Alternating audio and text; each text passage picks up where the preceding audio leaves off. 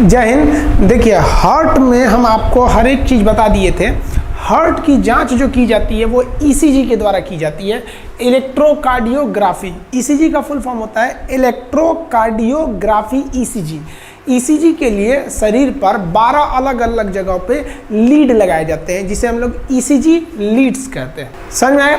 अब देखिए, इसका एक तो ग्राफ बनता है। उस ग्राफ में ना बड़ा क्या चीज़ देखा जाता है, तो उसको बोलते हैं PQRST ग्राफ।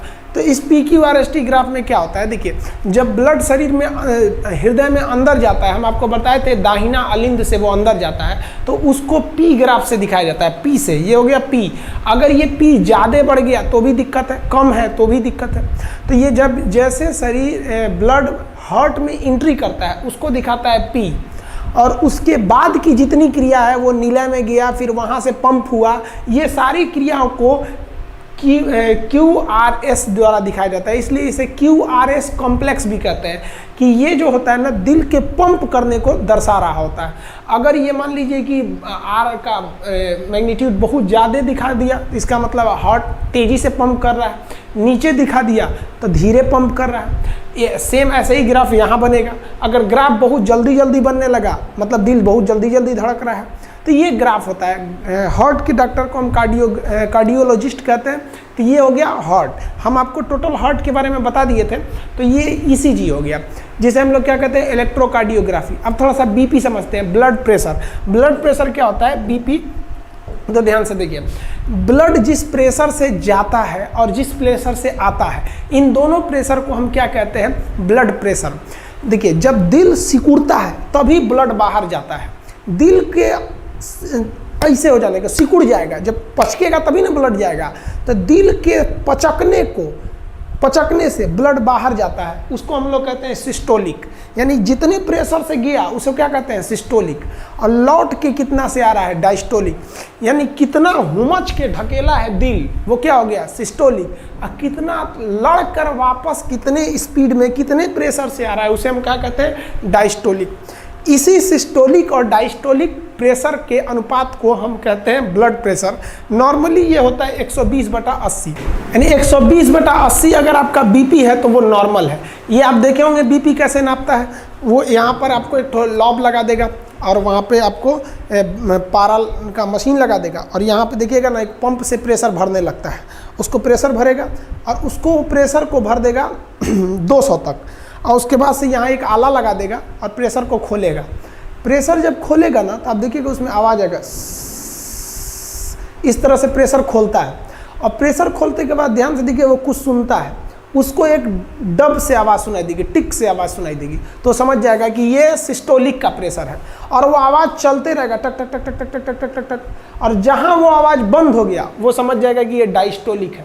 तो मान लीजिए अगर मेरा ब्लड प्रेशर नापा गया और 200 तक वो पहले प्रेशर दिया हुआ है, उसके बाद से प्रेशर खोल रहा है, आला लगा के सुन रहा है। अगर उसको आवाज़, पहली आवाज़ सुनाई दी 130 पे, तो ध्यान देगा कि सिस्टोलिक कितना था, 130। और उसके बाद वो आवाज़ कंटिन्यू कर रही है, टक टक टक टक टक टक टक कर रही है, और वो बंद हुई कितने पे आके, 90 पर। तो कहेगा भैया आपका ब्लड प्रेशर जो है ना 130/90 है, यानी नॉर्मल से थोड़ा सा ज़्यादा है। ये उतना खतरनाक नहीं माना जाता है। हालांकि आप यंग लड़के हैं, स्टूडेंट, सबका ब्लड प्रेशर ज़्यादा ही रहना चाहिए। बीपी ज़्यादा रहेगा ना तो आपको काम करने में मन लगा रहेगा, और कम रहेगा ना तो देहात में बोलते हैं ना, दहिया भरियाया लग रहा है। भरियाया नहीं है भाई, बीपी लो है। तो ये है आपका नॉर्मल बीपी। तो ये आप नॉर्मल बीपी समझ गए। अब हम लोग समझते हैं कि बीपी हाई किसे कहते हैं। हाई बीपी में क्या होता है, दोनों हाई हो जाता है, यानी सिस्टोलिक और डायस्टोलिक दोनों। ये 150/90 हो जाता है या 150/100 हो जाता है, तो वो क्या हो जाता है, हाई बीपी में चले आते हैं लोग। हाई बीपी को हम हाइपरटेंशन भी कहते हैं। बीपी हाई हो जाना भी खराब चीज़ होता है, उसमें भी बहुत ज़्यादा बीपी बढ़ जाता है, हार्ट वगैरह पे इफेक्ट पड़ता है उसका। प्रेशर ज़्यादा हो जाएगा तो हार्ट अटैक का खतरा हो जाता है। और अगर लो बीपी यानी लो ब्लड प्रेशर देखेंगे तो ये 120/80 से घट के कितना हो जाता है, 100/60 हो जाता है। लो बीपी भी खराब चीज़ है। बीपी अगर लो हो जाएगा तो भी दिक्कत है, आप भद गिरिएगा, कहीं खड़ा रहेंगे ऐसे गिर जाएंगे जहाँ तहाँ। तो ये बीपी को ना बढ़ना सही है ना घटना सही है, बीपी को नॉर्मल रहना चाहिए। इसके लिए दवाइयाँ आती हैं सब। अगर बीपी लो हो जाए तो बढ़ाने के लिए फल फूल नमक वगैरह खाइए, ज़्यादा बढ़ जाएगा। हाई हो गया है तो नमक तेल मसाला गर्म चीज़ कम कर दीजिए, लो हो जाएगा। तो तो ये दवा और मेडिकल पे दवाइयाँ भी अवेलेबल रहती हैं बीपी को कंट्रोल करने के लिए। हाँ, बीपी को कंट्रोल करने का घरेलू उपाय भी क्या है? घरेलू उपाय समझिए। मान लीजिए कि अगर आपका बीपी बहुत बढ़ गया है और आप चाहते हैं बीपी को घटाएं, तो आप अपनी साली से बात कीजिए। साली से बात करेंगे ना तो बढ़ा हुआ बीपी ऑटोमेटिक लो हो जाएगा। और अगर आपका बीपी बहुत लो हो गया है और आप चाहते हैं इस बीपी को बढ़ाएं, तब आप अपनी घर वाली से बात कीजिए। 10 मिनट बात करेंगे ना, आपका लो बीपी को हाई कर देंगे। समझा गया? तो ये घरेलू उपाय भी है, आप इसको भी आजमा सकते हैं। नहीं तो आप दवा खाएंगे। तो ये आप बीपी और ईसीजी समझ में आ गया आप लोग को। उम्मीद करते हैं ये समझ में आ गया होगा। नेक्स्ट हम आपको बॉटनी में भी कुछ चैप्टर को क्लियर कर देंगे। तब तक आप इसका स्क्रीनशॉट लेना चाहें तो ले सकते हैं।